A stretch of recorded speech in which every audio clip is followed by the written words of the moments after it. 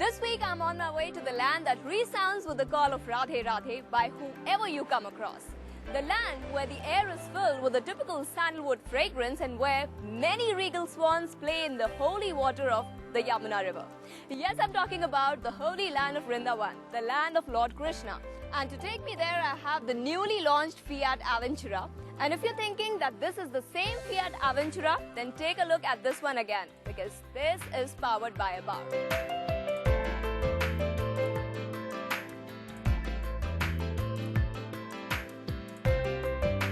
The moment you get inside the car, you realize that this one is crafted for car lovers. Premium and sporty, it creates magic inside. The dashboard that adds to your style statement. Soft touch, dual tone and great craftsmanship. Music for your ears and of course not to miss the adjustable steering wheel which you can position as per your comfort. Overall, this is a really nice car loaded with ample features and comfort that's required for a long drive.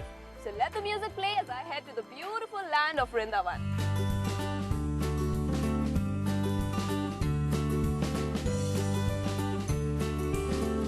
Vrindavan, situated on the banks of Yamuna river about 150 kilometers to the south of Delhi, is a major pilgrimage center in India.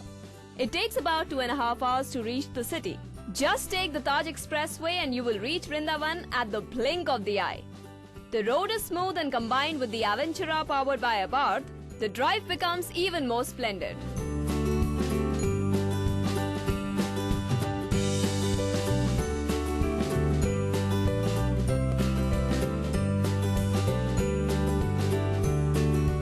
Well, the moment you start driving, you know that this is a fast car.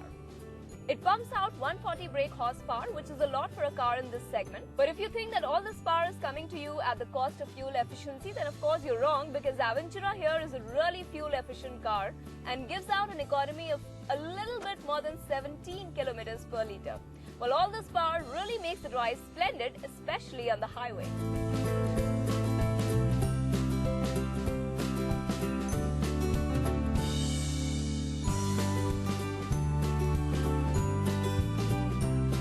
As you reach the holy land of Vrindavan, you notice that it's a very small city with closely knit lanes. So the best you can do is park your car and then walk through the perfect networked lanes and by-lanes to explore the most popular tourist spots. My first stop was the famous Banke Bihari temple built in 1862 and of course is dedicated to the worship of Lord Krishna.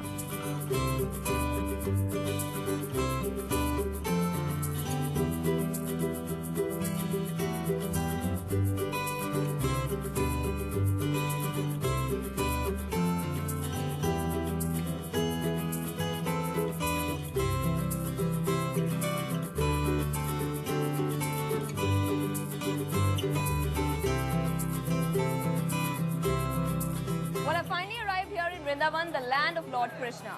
Hence we find many temples dedicated to the worship of Radha Krishna. And what better way to start the journey than from a Banke Bihari temple, which is the most iconic temple here in Vrindavan.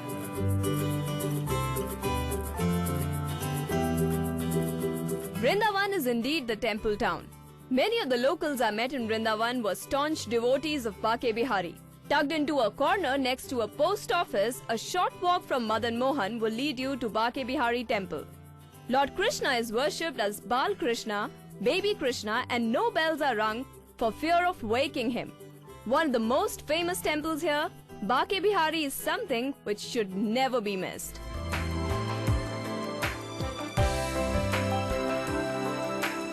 After diving in some spiritualism, it was time to move on to my next stop, the very popular Nidhivan.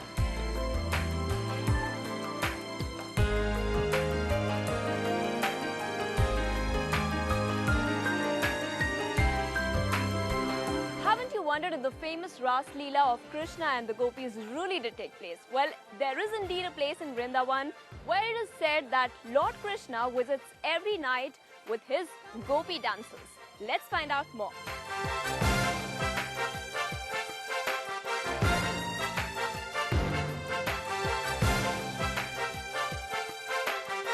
Nidhivan, one of the most significant and popular places in Vrindavan.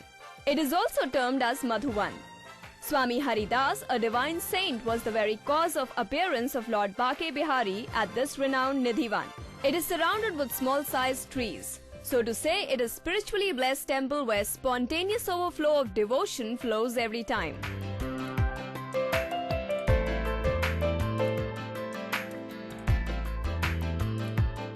Well, I'm standing in the middle of this absolutely magical Nidhivan. Look around and you will just find basil or tulsi trees. It is also believed that after the sacred process of Aarti, not only human beings but any kind of single animal also can't remain in the periphery of this temple. In case anyone does, they become dumb, deaf, blind, lame or die.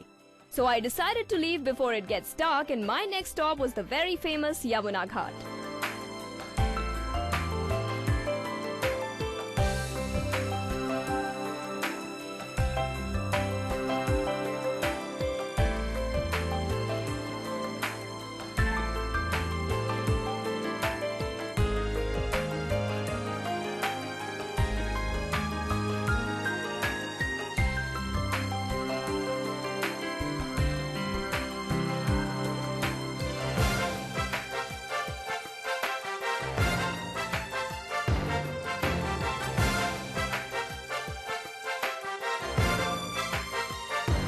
Right now I'm at Keshi Ghat, which is one of the most significant places in Vrindavan. All you need to do is take a boat to get the magnificent view of the entire area.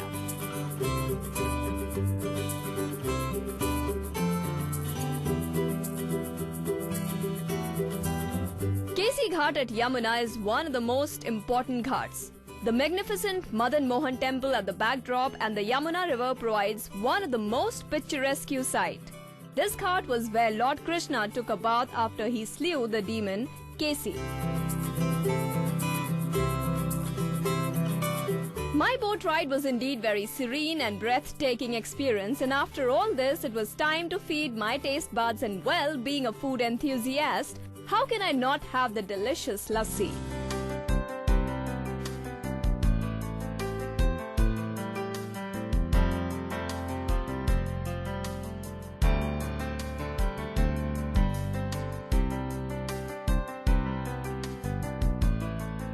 Vrindavan, the land of Lord Krishna, who was also considered to be a Gwala, always surrounded by his cows and friends. Hence, the city is extremely famous for its milk and milk products, and to top it all is the incredible lassi with a dollop of freshly made white butter.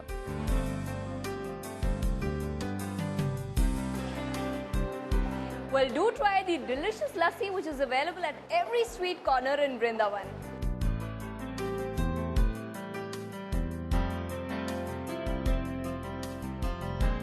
The lassi here in fact makes for a perfect recharge and rejuvenation for both body and soul. Hence, with all the regained energy, I headed to explore the Vrindavan marketplace.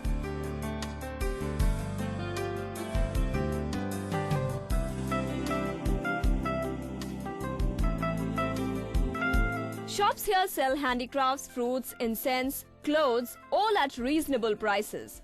Bronze items are also not very expensive in Vrindavan.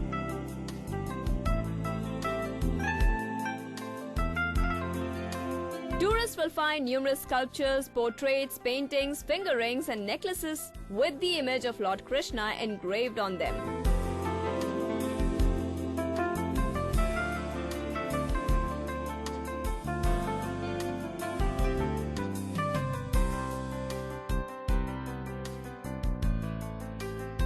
Well, my spiritual journey to the land of Vrindavan comes to an end. It has been splendid and absolutely smooth. Well, all thanks to my road companion, Fiat Avventura, especially the Avventura powered by Abarth.